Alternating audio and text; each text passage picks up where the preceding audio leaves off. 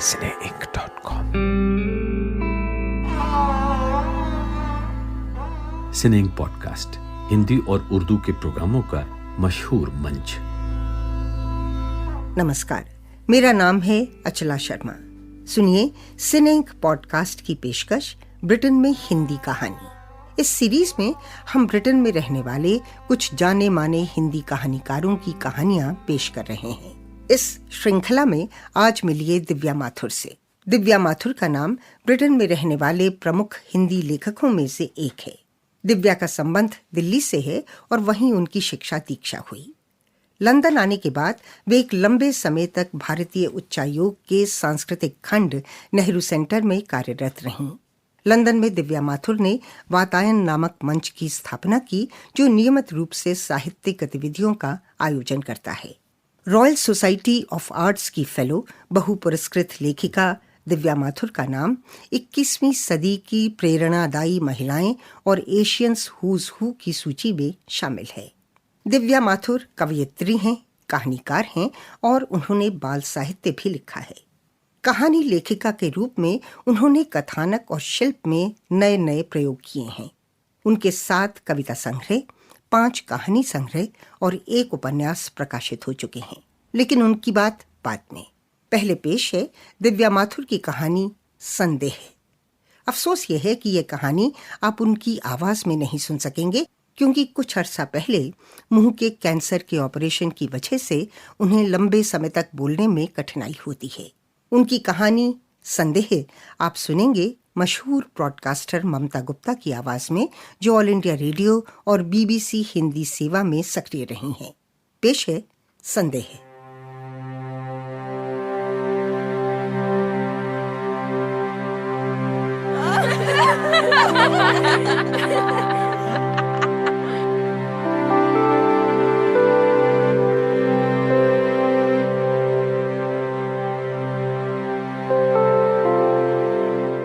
Brian Peters पूर्णतः आश्वस्त था।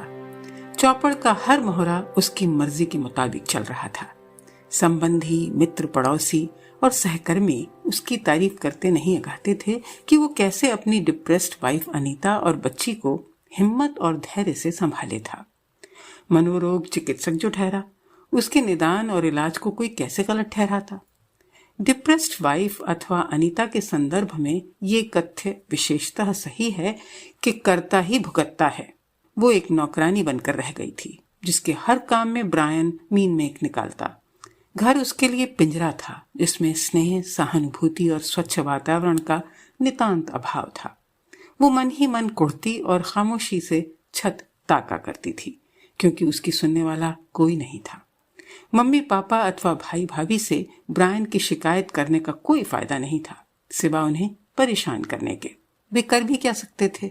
अनीता पहले कभी कभी अपनी माँ और भाभी से व्हाट्सएप पर बात कर लिया करती थी, किंतु ब्रायन ने इस उपकरण को भी उसके फोन से यह कहकर हटा दिया, मैं हैरान हूँ, तुम जैसी पढ़ी लिखी औरत ऐसी वाहियात बातों में अपना बेशकीमती समय गंवा सकती है।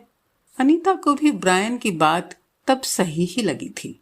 अनीता से विवाह के पूर्व ब्रायन के अन्य कई युवतियों से संबंध रहे। वो कितनी भी धूर्तता और चालाकी से काम ले, कोई भी लड़की उसकी धौंस सहने को तैयार नहीं होती थी। तिस पर कभी कभार उसका हाथ भी उठ जाता था। ब्रायन की माँ हेजल और अनीता की माँ मैरी जुम्बा क्लब की सदस्य थीं, जहां व्यायाम से अधिक गप्पें चलती थीं। अनीता की तरह ही मैरी भी सीधी सादी और मितभाषणी थी, जिन्हें हेजल ने अपने संरक्षण में ले रखा था। सलाह देने के बहाने हेजल जब देखो तब मैरी के घर पर चाय पीने बैठ जाती थी और लंच के बाद ही घर जाती। अपने आत्मलीन बेटे के लिए उन्हें अनीता पसंद आ गई थी। शक्लो सूरत से अधिक उन्हें अनीता की नम्रता ने आकर्षित किया था। ब्रायन को एक ऐसी ही पत्नी की आवश्यकता थी जो बिना चूचपड़ उनके बेटे के इशारों पर नाच सके। जल्दी ही अनीता और ब्रायन को मिलवाया गया। पहली ही नजर में अनीता को ब्रायन पसंद आ गया था। वो अपने को भाग्यशाली समझ रही थी कि उसे इतना पढ़ा लिखा वर मिल रहा था, जबकि वो स्वयं कॉलेज के दूसरे वर्ष में ही थी। हाल ही में ब्रायन की पूर्व प्रेमिका ने उससे संबंध तोड़ लिए थे, इसलिए हेजल को उसे राजी करने में समय नहीं लगा। इसके पहले कि ब्रायन की सच्चाइयां सामने आती, चट मंगनी और पट ब्याह हो गया। विवाह के शुरू में अनीता को यही लगा था कि ब्रायन उसके प्रति ओवर प्रोटेक्टिव था, जिसके लिए वो उसकी आभारी थी। आत्मविश्लेषण की अभ्यस्त अनीता छोटी मोटी दुर्घटनाओं के लिए स्वयं को ही जिम्मेदार ठहराती रही, किंतु धीरे धीरे उसे एहसास होने लगा कि ब्रायन कंट्रोल फ्रीक था, जो उसे फटकारने के लिए कभी गैस खुली छोड़ देता तो कभी लाइट्स, और फिर कहता कि अनीता का दिमाग ठिकाने नहीं रहता। मजे की बात यह थी कि उसकी फटकार प्यार और दुलार से भरी होती, विशेषतः जब कोई उनके आसपास होता। साल भी नहीं बीता था कि आन्या का जन्म हुआ, जिसका जिम्मेदार भी अनीता को ही ठहराया गया कि उसे सावधानी बरतनी चाहिए थी। रेजिडेंसी के दौरान ब्रायन बहुत व्यस्त रहा और अनीता के 5 वर्ष लगभग सुकून से गुजर गए। वो देर रात को पिए हुए घर लौटता और सो जाता। कभी कभी बुरे मूड में होता तो अनीता अपनी सुरक्षा का प्रबंध कर लेती और तब तक स्पेयर शयन कक्ष से नहीं निकलती जब तक वो सो नहीं जाता। रेजिडेंसी के पूरे होते ही ब्रायन को ब्राइटन थेरेपी सेंटर में एक अच्छी नौकरी मिल गई, तो उसने ब्राइटन के एक समृद्ध इलाके में घर बसाया, जहां उसे किसी की दखलंदाजी का भय न था। अनीता यूं भी शर्मीली थी। जब कोई पड़ोसी उससे बात करने का प्रयत्न करता, ब्रायन आगे बढ़कर बातचीत की बागडोर संभाल लेता। उसके दोस्त और पड़ोसी यही सोचते कि वो अपनी भुलक्कड़ पत्नी की गलतियों को भी कैसे नजरअंदाज कर देता है। आसपास रहने वाली कुछ महिलाएं तो ब्रायन की इसी अदा पर फिदा थीं। उसके काम के घंटे तय न थे, जब देखो तब वो घर में ही मंडराता रहता। अनीता के काम में मीन मेघ निकालता और कभी कभी उस पर हाथ भी उठा देता, किंतु आन्या पर वो तन मन धन से निछावर था। महंगे महंगे खिलौनों, कपड़ों और तरह तरह के गैजेट से उसका कमरा भरा पड़ा था। पिता के अत्यधिक लाड़ प्यार में डूबी आन्या माँ से दूर होती चली गई। बेटी की तरफदारी ले लेकर ब्रायन ने उसे अधम और जिद्दी बना डाला था। वो माँ की एक नहीं सुनती थी। स्वास्थ्य निगम के डॉक्टरों के पास भला कहाँ समय था कि वे अनीता की फरियाद पर गौर करते। वे तो उसके मनोचिकित्सक पति से तत्काल सहमत हो गए थे कि प्रसव के पश्चात बहुत सी औरतें डिप्रेशन का शिकार हो जाती हैं। किसी का नाम यदि एक बार इस रजिस्टर में दर्ज हो जाए तो उसे भगवान भी नहीं मिटा सकते। अनीता को जब तक अपनी बेजारी और ब्रायन की मक्कारी का एहसास हुआ, वो एक ऐसा ड्रामा तैयार कर चुका था जिसका मंच निर्देशक और नाटककार वो स्वयं था। डिप्रेस्ड औरत का किरदार निभाते अनीता जब तब विद्रोह कर उठती, किंतु ब्रायन के आगे उसकी एक नहीं चलती थी। मैं डिप्रेस नहीं हूँ, 24 घंटे घर और आन्या को अकेले संभालते मैं थक जाती हूँ। सदा खामोश रहने वाली अनीता अब शिकायत करने लगी थी, जो ब्रायन की बर्दाश्त के बाहर की बात थी। This is a symptom of depression. Anita अपनी व्यथा जिस भी रूप में प्रकट करती, ब्रायन उसे डिप्रेशन का एक लक्षण घोषित कर देता। वो उसे एंटी डिप्रेसेंट्स देने लगा, जो वो बड़े प्यार से उसे स्वयं खिलाता। But I am not depressed.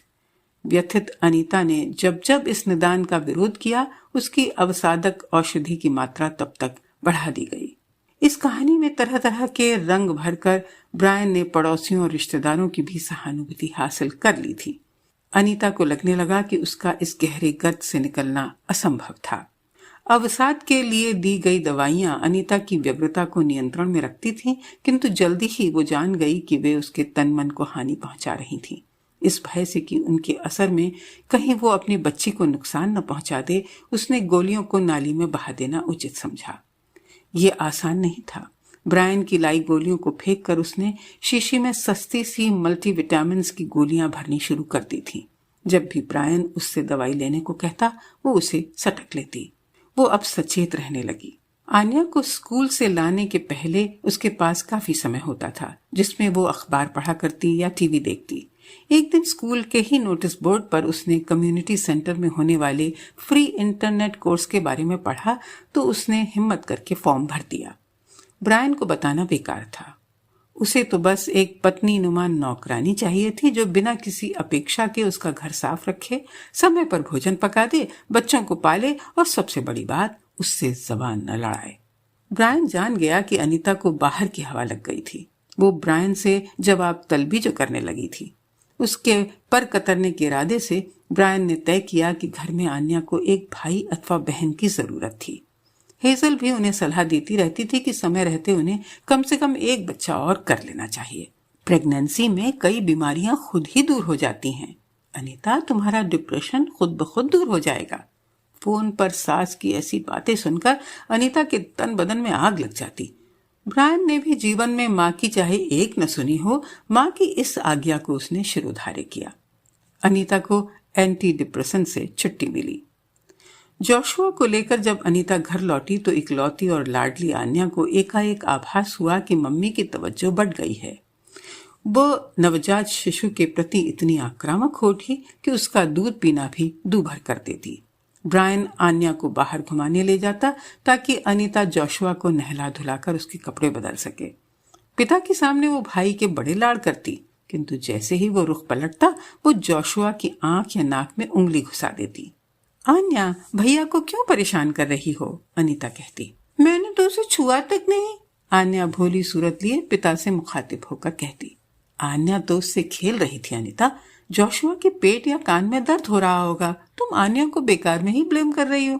Brian जब आन्या की तरफदारी करता वो हाथ बांधे माँ की असमर्थता का आनंद लेती।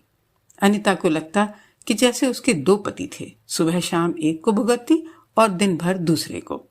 इसी जद्दोजहद में अनीता कभी घर साफ नहीं कर पाती तो कभी कपड़े नहीं धो पाती, किंतु ब्रायन को हर चीज जगह पर चाहिए थी, बिल्कुल उसी करीने से सजी जैसा कि वो चाहता था।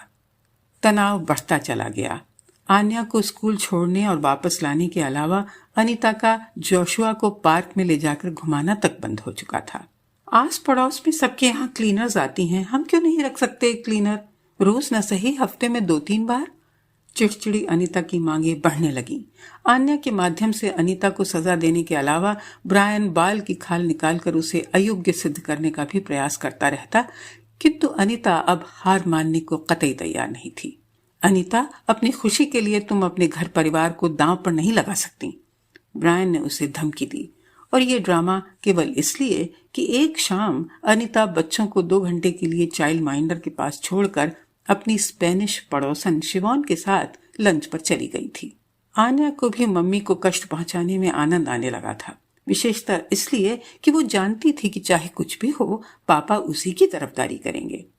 सुबह सुबह वो धुले और इस्त्री किए हुए कपड़ों पर जानबूझकर दूध या पानी गिरा लेती ताकि जोशुआ को छोड़ अनीता को उसकी ड्रेस धोनी और इस्त्री करनी पड़े।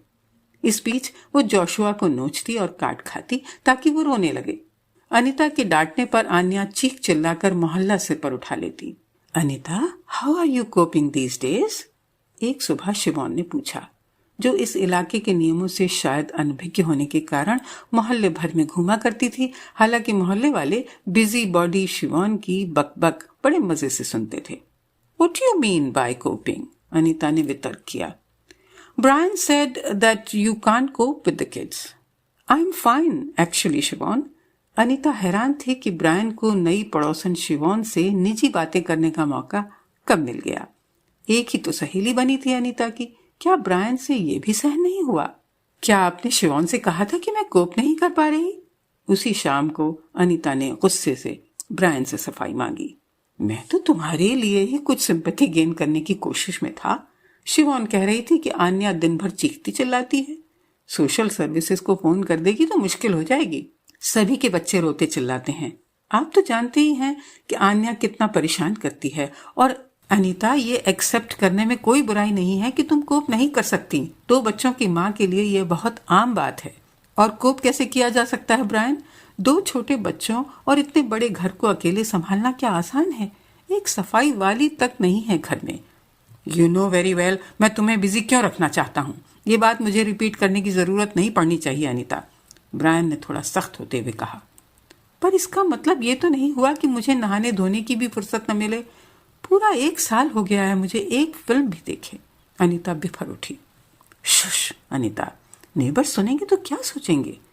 लो ये गोली खा लो, it will help you calm down. उसकी ओर गोली और पानी बढ़ाते हुए ब्रायन ने कहा तो अनीता को इतना गुस्सा आया कि उसे लगा कि कहीं वो गिलास पति के मुंह पर ही न मार दे। उसके गोली लेने से इनकार करने पर ब्रायन उसे भारी भरकम मेडिकल टर्म्स के माध्यम से डिप्रेशन के विषय में समझाने लगा, जैसे अनीता बेवकूफ थी। डिप्रेशन के बारे में अनीता ने पूरा गूगल खगोल डाला था और स्थानीय लाइब्रेरी की सारी पुस्तकें चाट डाली थीं। इस विषय पर वो एक पूरा शोध लिख सकती थी, किंतु ब्रायन उससे 100 गुना अधिक चतुर था। उसने अपनी चिकड़ी चुपड़ी बातों से पूरी दुनिया को बहला रखा था। अनीता को खुद पूरे 3 साल लगे थे उसकी मक्कारी समझने में। अब वो दिन रात बस यही सोचा करती थी, किसी तरह सांप भी मर जाए और लाठी भी न टूटे। ऐसा क्या कोई रास्ता नहीं कि वो बच्चों को लेकर ब्रायन से अलग हो सके? अनीता ने अपनी सास से एक बार उसके क्रोध के बारे में जिक्र किया तो वो बोली, ब्रायन के डैड से तुम्हारा पाला पड़ता ना तो तुम 2 दिन में रो देती। मैं ही जानती हूँ कि मैंने उनके साथ कैसे गुजारा किया। कहते कहते वो अतीत में डूब गई। लगता है ये खानदानी रोग है, अनीता के मुंह से निकल गया, जो उन्हें नागवार गुजरा। सभी मर्द ऐसे होते हैं अनीता, और बच्चों की खातिर थोड़ा बहुत कौन नहीं सहता। तुम उसके एक छोटे से ऐब को देखती हो, इतनी सारी अच्छी बातों को भूल जाती हो। और वो अंतहीन उपदेशों का पिटारा खोलकर बैठ गई। आन्या को कितना प्यार करता है ब्रायन, जबकि उसे अपने डैड से कभी प्यार नहीं मिला। क्यों उसके डैड उसे प्यार नहीं करते थे? अनीता के इस प्रश्न को वो बड़ी सफाई से टाल गई। काउंसिल का नजारा तो वो देख ही चुकी थी।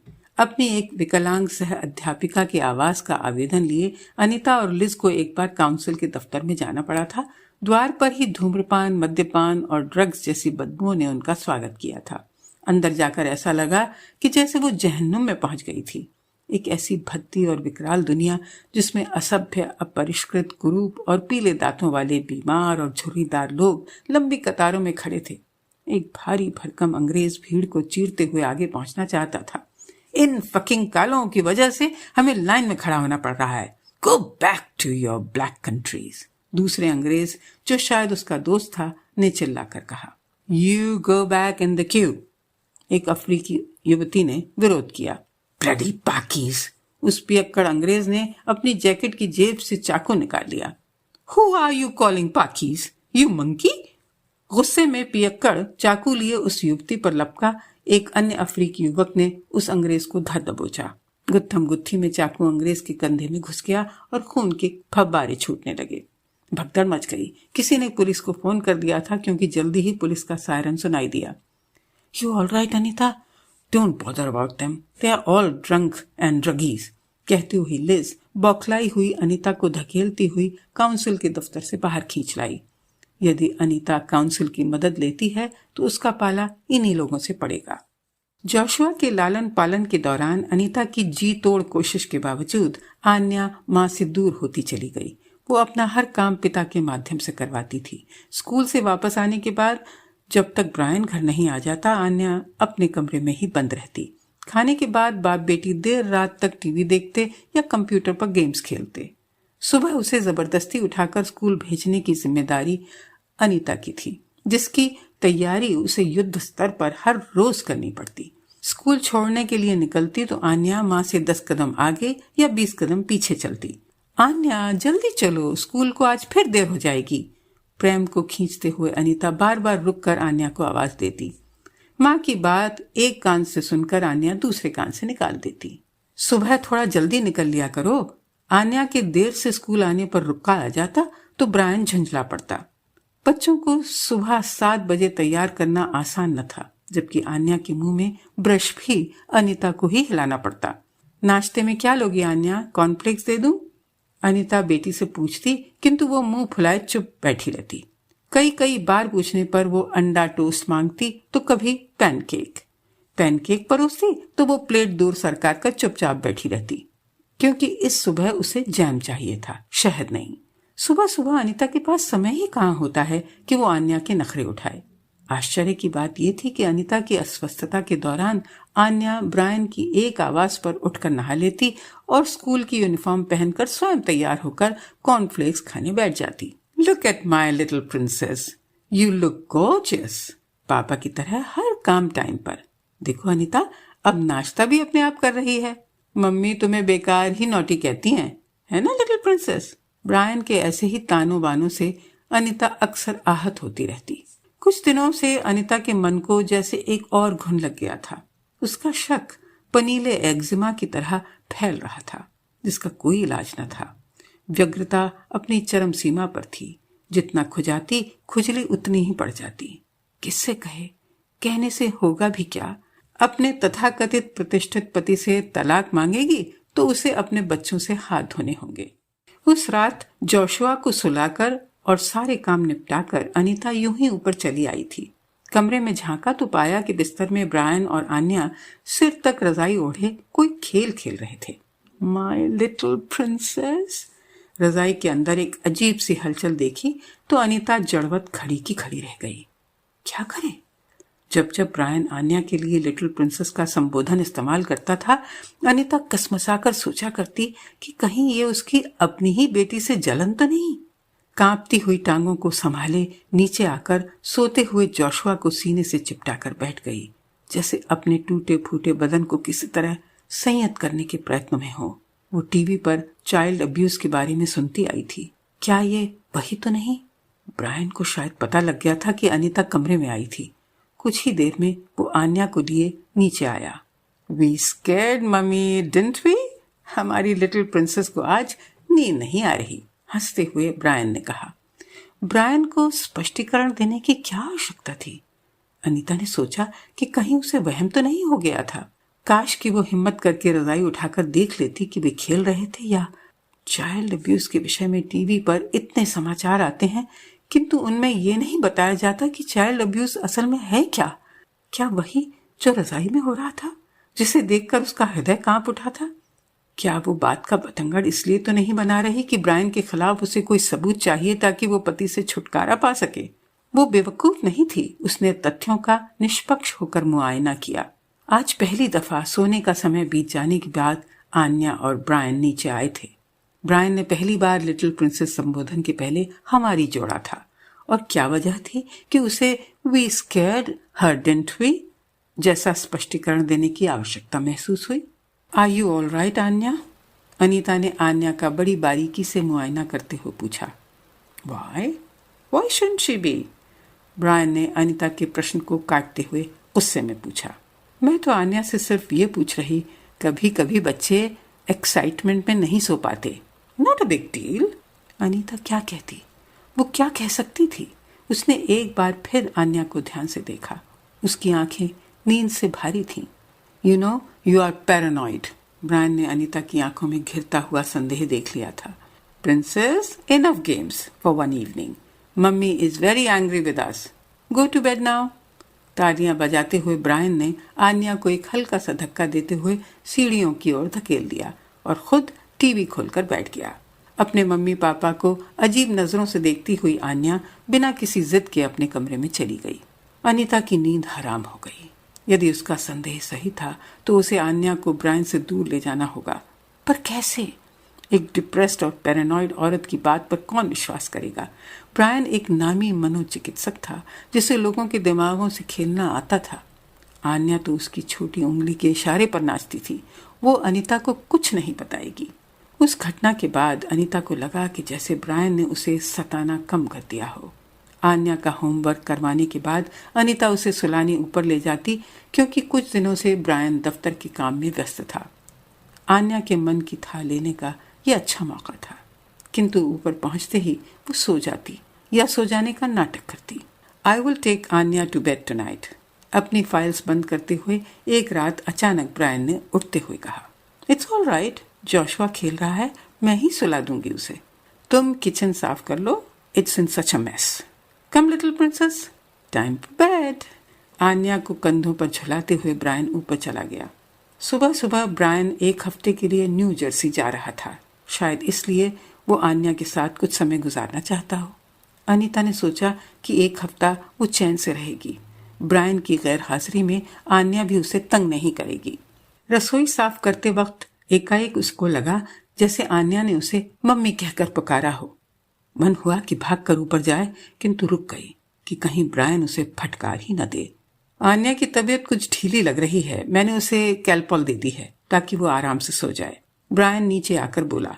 ब्रायन के सो जाने के बाद अनीता दबे कदमों से आन्या के कमरे में पहुंची तो देखा कि वो सो चुकी थी। उसका माथा चूमकर अनीता नीचे लौट गई। सुबह 5 बजे ब्रायन को हीथ्रो के लिए निकलना था। उसकी धरपटक से अनीता की नींद खुल चुकी थी। वो चाय बना रही थी कि ब्रायन किचन में आया। आन्या की तबीयत ढीली लग रही है, कहीं वायरल न हो, आज उसे स्कूल मत भेजना। देखती हूँ, अगर ठीक नहीं हुई तो तुमसे कहा ना आज उसे आराम करने देना। 8 बज चुके थे। कई बार आवाज देने के बाद भी जब सुबह आन्या ने जवाब नहीं दिया तो उसे जगाने के लिए अनीता ऊपर पहुंची। वो अपने बिस्तर में नहीं थी।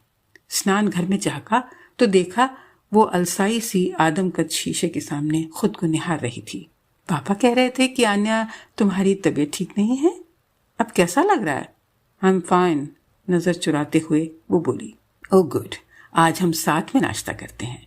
ये जानते हुए कि ब्रायन की गैर हाजिरी में आन्या उसे कुछ ज्यादा ही तंग करेगी, अनीता ने तय किया कि आज वो उसे गुस्से का कोई मौका नहीं देगी ताकि घर में शांति रहे। अलमारी से बेटी की पसंदीदा पीली फ्रॉक निकाल ही रही थी कि उसे लगा जैसे कोई सिसक रहा हो। अगले ही पल अनीता स्नान घर में थी, जहां शीशे के सामने स्टूल पर बैठी आन्या दोनों हाथ से अपनी जांघों को चौड़ा कर अपना मुआयना करते हुए सिसक रही थी। दर्द उसकी बर्दाश्त के बाहर था। Get out!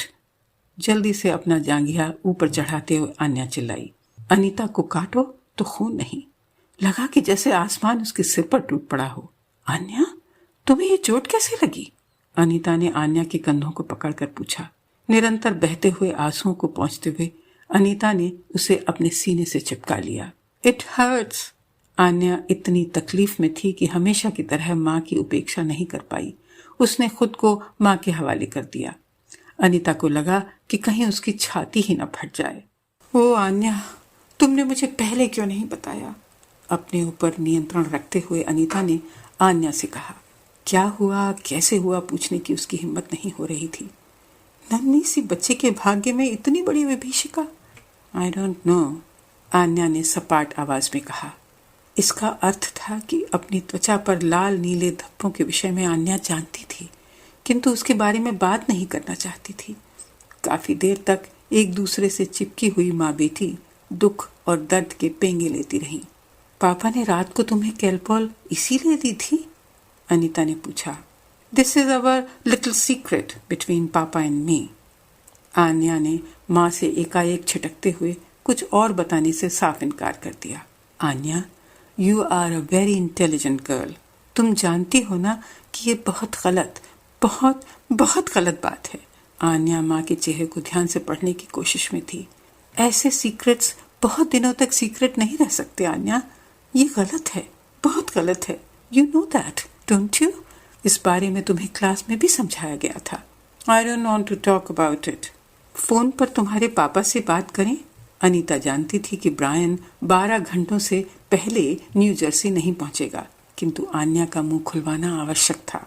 नो! आन्या चिल्लाई। Why not? I know he will be angry, but he will put me in a cage with lots of rats. कहते हुए आन्या ने घबरा कर अपनी आंखें बंद कर ली। What? There are no rats here? Not here. उनकी सर्जरी में पापा उन पर एक्सपेरिमेंट्स करते हैं ना। भौचक्की सी अनीता सोच रही थी कि बच्ची की जुबान बंद रखने के लिए ब्रायन क्या उसे ऐसी ऐसी कहानियां सुनाता रहा था। Don't worry Anya, trust me. जब तक मैं हूं ना तुम्हारे पास, तुम्हारा कोई कुछ नहीं बिगाड़ सकता। Trust me. आन्या को उसने गोदी में बिठाना चाहा तो एक बार फिर दर्द से तड़प उठी। चलो डॉक्टर हिलरी को दिखा देते हैं। अनीता के कहते ही आन्या फिर बिदक गई। स्कूल को लेट हो जाएंगे, अब मैं ठीक हूं। अपने को संयत करते हुए आन्या बोली। अनीता को समझ नहीं आ रहा था कि क्या करे। उसे लगा कि यदि उसने जबरदस्ती की तो कहीं आन्या चटक न जाए। स्थिति बेहद नाजुक थी। Are you sure Anya? Anita अच्छी तरह जानती थी कि आन्या को ये चोट कैसे पहुंची थी, पर यह सच्चाई स्वीकार करने, किसी से सलाह लेने अथवा पुलिस में रिपोर्ट दर्ज कराने के लिए बड़ी हिम्मत चाहिए थी। शायद ये बुरा सपना हो, आंखें खुलने पर सब ठीक हो जाए। दर्द और घबराहट पर ठिठाई का मुलम्मा चढ़ाए आन्या उस रोज माँ के कदम से कदम मिलाते हुए स्कूल पहुंची। उसे चलने में तकलीफ होती देख अनीता के आंसू उमड़ आए, जिन्हें उसने अपनी जैकेट की बाह से चुपचाप पोंछा और प्रेम के सहारे वो अपने को धकेलती हुई किसी तरह स्कूल पहुंची। अनीता के दिल और दिमाग में एक जंग चल रही थी कि उसे अब क्या करना चाहिए। दिमाग कह रहा था कि उसे सीधे पुलिस में रिपोर्ट कर देनी चाहिए, किंतु दिल कह रहा था कि कोई कदम उठाने से पहले उसे 100% भरोसा होना चाहिए कि उसका अनुमान सही था। दिमाग में क्षण भर को ये भी आया कि बिगड़ी हुई आन्या ने कहीं ये चोटें स्वयं ही तो नहीं पहुंचाई। उसे अपने नाखूनों से हथेली या टांगों को घायल करते हुए अनीता ने अपनी आंखों से देखा था, जो आन्या अटेंशन सीकिंग के लिए किया करती थी। किंतु ऐसा गहरा आघात तो आन्या खुद को नहीं पहुंचा सकती, और कल रात का हादसा भी इसी ओर इंगित करता था कि इस वारदात के लिए ब्रायन ही जिम्मेदार था। Are you all right Anita? बौखलाई हुई अनीता को देखकर हेडमिस्ट्रेस ने पूछा। अनीता असमंजस में थी कि उन्हें कुछ बताए अथवा नहीं, किंतु हो सकता है कि आन्या को कोई संक्रामक रोग हो जो कहीं बच्चों में न फैल जाए। कहीं उसका कोई अध्यापक ही तो पीडोफाइल नहीं। वो बेकार में ही ब्रायन को दोष दे रही थी। उसे डॉक्टर से सलाह लेनी चाहिए। प्रेम को घुमाकर वो अपनी कांपती टांगों को किसी तरह साधती हुई सर्जरी पहुंची, किंतु डॉक्टर हिलरी उपलब्ध नहीं थी। बड़ी मुश्किल से रिसेप्शनिस्ट ने एक नए डॉक्टर से मिलने की अनुमति दी। बच्ची की जांच किए बिना मैं कुछ नहीं कह सकता, डॉक्टर थॉम्सन बोली। अनीता भागी भागी वापस स्कूल पहुंची। हेडमिस्ट्रेस को बताया कि आन्या को उसे उसी वक्त डॉक्टर को दिखाना था। वो इतनी बेजार थी कि लगा कहीं बेहोश ही ना हो जाए। दिमाग ने काम करना बंद कर दिया था। तभी जोशुआ रोने लगा। उसका फीड का समय कब का निकल चुका था। अनीता ने अपना धीरज खो दिया। वो हिचकियां लेकर रोने लगी। What is it, my darling? Can I help you in some way? Headmistress ने अनीता से सस्नेह पूछा। It's Anya. She is... Anita का मुंह इतना सूख गया था कि वो बोल नहीं पा रही थी। कहीं उसका दुखता हुआ दिल सीने से बाहर ना आ गिरे। What happened to Anya? Headmistress ने अनीता को पानी पिलाया और स्कूल नर्स को फोन पर आदेश दिया कि आन्या को लेकर उनके दफ्तर में झटपट पहुंचे। Why didn't you tell me before? Anita इसी पशोपेश में थी कि यदि आन्या ने इस वक्त अपना मुंह नहीं खोला तो इस घटना को भी अनीता के दिमाग की खलल समझ लिया जाएगा। अनीता ने निर्णय कर लिया था कि ये उसकी बेटी की जिंदगी का प्रश्न है, उसे बताना ही होगा। ये अच्छा ही है कि ब्रायन विदेश में है, नहीं तो ये बात घर के अंदर ही दबा दी जाती। You can trust me Anita. Anita का हाथ अपने हाथ में लेते हुए हेडमिस्ट्रेस ने बड़ी सहानुभूतिपूर्वक पूछा तो उसके धैर्य का बांध टूट गया। वैसे ही जैसे सुबह आन्या ने रो रो कर जल थल एक कर दिया था। Oh my God, Anya is hurt in her private parts. Maybe it is nothing. उसी वक्त जोशुआ फिर बिलखने लगा। उसके दूध का समय कब का निकल चुका था। अनीता निढाल होकर सोफे पर लुढ़क गई। Don't worry Anita, I will take good care of Anya. You need to feed your son first. Anita को उठाकर लगभग घसीटती हुई हेडमिस्ट्रेस एक अलग कमरे में ले गई ताकि वो जोशुआ को फीड कर सके। दूध और आंसू एक साथ झरने लगे। इसके बाद सब कुछ बहुत जल्दी में हुआ। जब तक अनीता हेडमिस्ट्रेस के दफ्तर में लौटी, सोशल सर्विसेज को खबर दी जा चुकी थी। करीब आधे घंटे में स्कूल की डॉक्टर कैरोलाइन भी स्कूल पहुंच गई थी। वो आन्या से ऐसे गप्पे मार रही थी कि जैसे उसकी हम उम्र हो। इसी बीच अनीता को बोर्ड रूम में बुलाया गया, जहां 2 पुलिस अधिकारियों के साथ सोशल वर्कर पेनी स्मिथ भी बैठी हुई थी। महिला अधिकारी ने अनीता का कांपता हुआ हाथ थपथपाते हुए पहले अपना परिचय दिया कि वे उस पुलिस दस्ते के अधिकारी थे जो बाल उत्पीड़न के मामलों के लिए विशेष तौर पर बनाया गया है। इधर उधर की सैकड़ों बातें पूछने के बाद वो असल मुद्दे पर आई। अनीता, तुम बहुत बहादुर हो। अक्सर ऐसी बातें दबा दी जाती हैं। अनीता, पहले पहल तुम्हें कब संदेह हुआ कि आन्या के साथ कुकर्म किया जा रहा है? आज सुबह नहीं, पिछले हफ्ते जब मैं अचानक आन्या के शयन कक्ष में पहुंची तो ब्रायन, मेरे पति। प्रश्नों का एक लंबा सिलसिला खत्म होने में ही नहीं आ रहा था, किंतु अनीता ने सब उगल दिया। ये भी कि उसे अपने पति पर ही संदेह था, किसी और पर नहीं। एक लंबा कुस्वप्न था जो समाप्त होने पर नहीं आ रहा था। अनीता बार बार जैसे जागने के प्रयत्न में थी। आरंभिक पूछताछ के बाद वे अनीता के घर पहुंचे, जहां उन्होंने आन्या के शयन कक्ष से बहुत से सबूत इकट्ठे किए। ब्रायन के दफ्तर का अच्छे से मुआयना किया। पासवर्ड के न मिलने पर वे कंप्यूटर उठाकर ले गए। तुम्हारे पति कब लौट रहे हैं? अगले हफ्ते। जवाब देते ही भय और तनाव अनीता पर एक साथ टूट पड़े। ब्रायन के लौटने पर उसका क्या होगा? एक बार उसे हिरासत में ले लिया गया तो वो तुम्हारे घर के 1 मील के अंदर भी नहीं आ पाएगा। महिला अधिकारी ने अनीता को विश्वास दिलाया। आन्या भी आश्वस्त लग रही थी। सालों में पहली बार वो अनीता से चिपकी बैठी थी। शाम घिर आई थी। वे लोग जाने के लिए उठ खड़े हुए। तभी साइलेंट मोड पर अनीता का मोबाइल कूं कूं करने लगा। ब्रायन का फोन था। My husband, you must talk to him. Anita की हिम्मत जैसे जवाब दी गई। Yes we will, don't worry, all in due course. Anita को लगा कि जैसे भय और आक्रोश एक साथ उस पर हावी हो उठे हों। डरने की कोई बात नहीं है। घर को अच्छे से बंद कर लो और सोने की कोशिश करो। हमारा अभी बहुत सा काम बाकी है। और ब्रायन वापस आ गया तो आखिर ये उसका घर है? भयाक्रांत अनीता ने पूछा। पेनी ने अनीता को समझाया कि यदि वो जज को विश्वास दिला दे कि ब्रायन से बच्चों को और स्वयं उसे खतरा है तो वो उसके घर आने पर रोक लगा सकते हैं। रियली? तभी ब्रायन का फोन दोबारा आया। स्पीकर्स ऑन करने के बाद अनीता ने हेलो कहा। कब से फोन कर रहा हूं, उठाया क्यों नहीं? मेरे जाते ही तुम आवारा गर्दी करने निकल गई होंगी। शायद आन्या ने। अनीता घबरा गई। शायद सुबह आन्या ने पिता को फोन किया हो। अब आन्या ने क्या कर दिया कि तुम्हें मुझे रिंग करना पड़ा? ब्रायन ने गुस्से में पूछा। She was hurt. क्या मतलब? What did you do to her? क्या हुआ उसे? You are bloody useless. Brian का गुस्सा 7वें आसमान पर था। अनीता की हिम्मत जवाब दे गई। उसने मोबाइल फोन पुलिस अधिकारी को थमा दिया। कमान से छूटा हुआ तीर वापस नहीं आ सकता था। जो होगा देखा जाएगा। इस वक्त तो उसे बस आन्या के हित के विषय में सोचना है। Don't worry sir, doctor has seen Anya. Brian ने शायद पुलिस अधिकारी को टोका होगा क्योंकि वो अपनी बात पूरी नहीं कर पाई।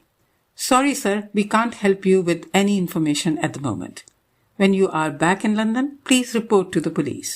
What the hell do you mean? What has my depressed wife told you? She is bloody mad. Social worker ने फोन काट दिया। अनीता और आन्या दोनों भय से आक्रांत थीं। ब्रायन के लौटने से पहले डॉक्टर और सोशल सर्विसेज वालों को आन्या से सच उगलवा लेना होगा। ब्रायन इस वक्त अधिकारियों के फोन खड़खड़ा रहा होगा। अपनी चिकनी चुपड़ी बातों से वह उन्हें पटाने में कहीं कामयाब न हो जाए। खुद को बचाने के लिए कहीं वो अनीता की ही बलि न चढ़ा दे। दिन भर का थका हुआ जोशुआ अपने पालने में चैन से सो रहा था। डॉक्टर ने आन्या को पीने और त्वचा पर लगाने की दवाइयां दे दी थी, जिसकी वजह से वो सुखपूर्वक माँ से चिपकी बैठी थी। पूरे 5 साल बाद न जाने क्या क्या भुगता होगा आन्या ने इन सालों में। अनीता का दिल कांप उठा। अपनी रिहाई के चक्कर में वो इतनी अंधी हो गई थी कि वो अपनी ही बेटी का दर्द नहीं समझ पाई, उसके चेहरे के भाव न पढ़ पाई। जरा भी चौकस रही होती तो उसे कई संकेत मिल जाते जो उपेक्षित रह गए। सप्ताहांत पर आन्या का कमरा साफ करने के उपरांत ब्रायन ही उसे तैराने ले जाता और उसके बाद मैकडॉनल्ड अथवा पिज्जा हट में भोजन करने के बाद आराम से दोनों घर लौटते। अनीता ने जब भी संग चलने के लिए कहा, ब्रायन ने किसी न किसी बहाने से उसे अपने साथ ले जाने से इनकार कर दिया। जोशुआ इज टू स्मॉल अथवा बेबीज आर नॉट अलाउड, या फिर जोशुआ ठीक नहीं लग रहा, घर में ही रहो तो अच्छा रहेगा। अंततः अनीता ने कहना ही छोड़ दिया। प्रश्न के दोहराने भर से वो बिफर उठता था। एक बार तो ब्रायन ने गुस्से में जोशुआ को ये कहते हुए उसकी ओर उछाल दिया था, क्या ये तुम्हें ठीक लग रहा है? यदि अनीता उसे लपक न लेती तो वह जमीन पर गिर गया होता। अगले दिन सुबह उन्हें अपनी कार में बैठाकर पेनी पुलिस के विशेष आवास में जा पहुंची, जो थाने जैसा बिल्कुल नहीं था। रिसेप्शन में तरह तरह के गुड्डे और गुड़ियां रखी थी, जिनके साथ आन्या को काफी देर तक अकेला छोड़ दिया गया था। अनीता ने देखा कि पेनी और पुलिस अधिकारी वीडियो पर आन्या की एक एक हरकत रिकॉर्ड कर रहे थे। कुछ देर बाद डॉक्टर कैरोलाइन अंदर पहुंची और आन्या के साथ खेल खेल में गूढ़ प्रश्न पूछने लगी। अनीता हैरान थी कि आन्या कितने नपे तुले ढंग से जवाब दे रही थी। तभी एक महिला पुलिस अधिकारी अनीता का बयान लेने आ पहुंची। 3 दिन के बाद मजिस्ट्रेट के सामने पेश होना था और उसके लिए बहुत सी खत किताबत बाकी थी। तुम्हें घबराने की कोई आवश्यकता नहीं है अनीता, ये एक वाटर टाइट केस है। अनीता को तनाव में देखकर सोशल वर्कर ने उसे तसल्ली देनी चाहिए। आप उसे नहीं जानती, किसी न किसी तरह वो सबको मेरे विरुद्ध भड़का देगा। घबराओ नहीं अनीता, एक बार उसका डीएनए मैच हो जाए तो उसे कोई नहीं बचा पाएगा। यदि डीएनए मैच नहीं हुआ तो? अनीता ने पूछा। तुम्हें लगता है कि कोई और इन्वॉल्व है? मुझे 100% यकीन है, बट खुद पर तो भरोसा करो अनीता। वो जेल चले जाएंगे तो हमारा गुजारा कैसे होगा? चिंता मत करो, सोशल सर्विसेज वाले तुम्हारी और तुम्हारे बच्चों की देखभाल करेंगे। मैं अपने बच्चों को सोशल वेलफेयर पर नहीं पाल सकती। मैं कुछ भी करने को तैयार हूँ। क्या मुझे कोई जॉब मिल सकती है?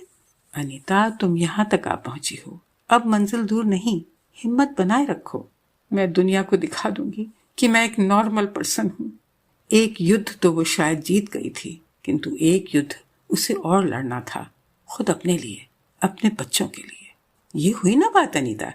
कहने को तो कह दिया था अनीता ने, किंतु वो जानती थी कि उनका जीवन अब शायद ही कभी सामान्य हो पाए।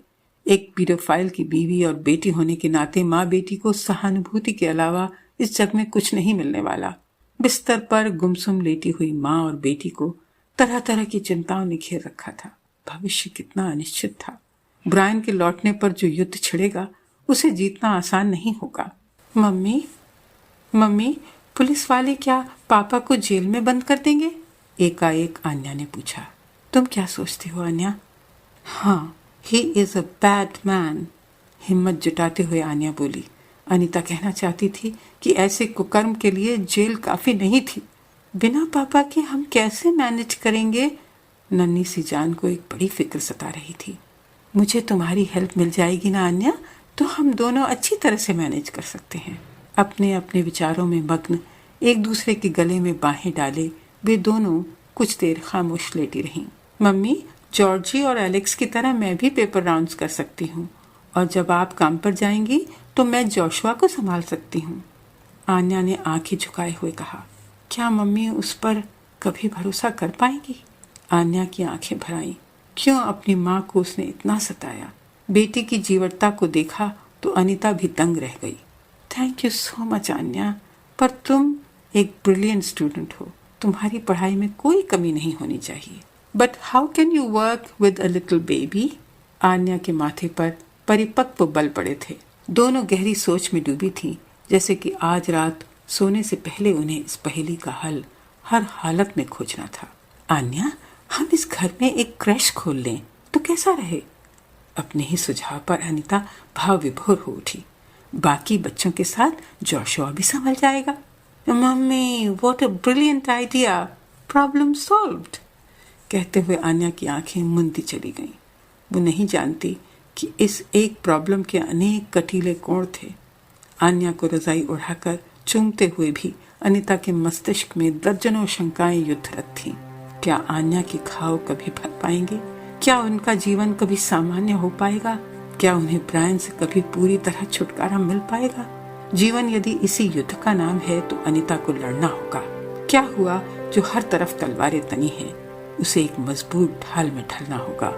शयन कक्ष में जाकर अनीता वहीं सोफे पर तनकर बैठ गई। उसकी मुट्ठियां दृढ़ता से कसी हुई थीं।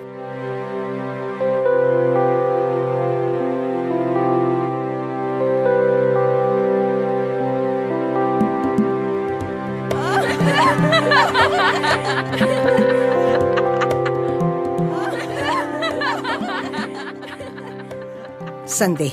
अभी आप दिव्या माथुर की ये कहानी जानी मानी रेडियो प्रसारक ममता गुप्ता की आवाज में सुन रहे थे। दिव्या माथुर की यह कहानी जिस संग्रह से ली गई है वो जल्द ही प्रकाशित होने वाला है। अब तक उनके 5 कहानी संग्रह छप चुके हैं, जिनके नाम हैं आक्रोश, पंगा और अन्य कहानियां, मेड इन इंडिया, 2050 और अन्य कहानियां, hindi@swarg.com और जहर मोहरा। इनके अलावा उन्होंने 2 पुस्तकों का संपादन किया है, देसी गर्ल्स और एक सफर साथ साथ। उनका उपन्यास शाम भर बातें दिल्ली विश्वविद्यालय के BA ऑनर्स पाठ्यक्रम में शामिल है। दिव्या की बहुत सी पुस्तकों पर शोध कार्य हो चुके हैं।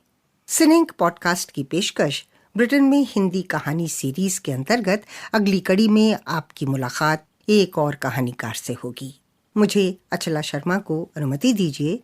नमस्कार। cineinc.com। ये थी सिनेंक पॉडकास्ट की प्रस्तुति।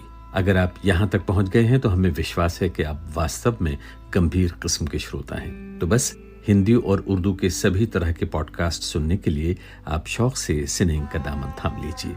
हम पॉडकास्ट के तकरीबन सभी मशहूर प्लेटफॉर्म्स पर मौजूद हैं, फेसबुक, इंस्टाग्राम, ट्विटर और यूट्यूब पर भी। और अगर आप हमारे सभी रेडियो और टेलीविजन के प्रोग्रामों के बारे में जानना चाहते हैं तो हमारी वेबसाइट पर आइए cineink.com, cineink.com।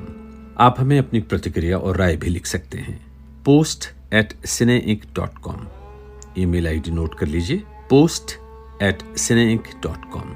सिनेइंक पॉडकास्ट, हिंदी और उर्दू के प्रोग्रामों का मशहूर मंच।